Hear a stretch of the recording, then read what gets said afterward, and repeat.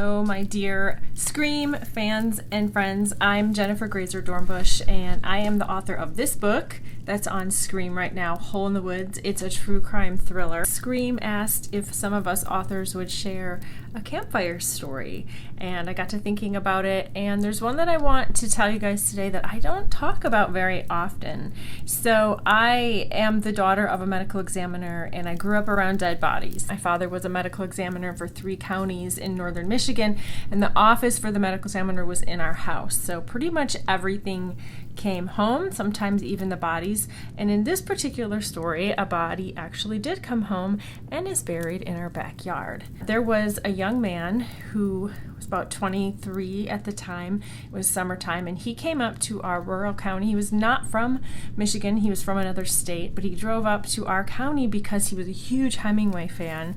And as any of you who have studied Hemingway know, some of his work is written in Michigan, in northern Michigan, and he used to come up there to spend time and hunt. This young man was a huge Hemingway fan, and he was depressed and suicidal, and he came up into the very northern parts of our county, which are very wooded and dense with forest, and he killed himself. He shot himself. Of course, lo and behold, somebody stumbled across his body, and then my father was called out to investigate the case.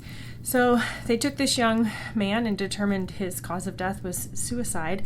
And once they identified him, they contacted his family, and his mom wanted absolutely nothing to do with this, with her son and with his body. His body was then bequeathed to the county, and as I said before, the county offices were at our house. So one afternoon, the funeral director shows up at our front door, and my mom answers, and he's got this box, and it's the remains of this young man, and he's like, well, here you go, it's all yours. And she's like, what am I supposed to do with this? So there was really no protocol, no place for the county to bury John and Jane Doe's. We ended up actually burying this young man in our backyard. Our property's about 25 acres, so my dad made a nice little rough plaque for him with date of birth, date of death, a name, and ever since that time, this young man's final resting place has been in our backyard.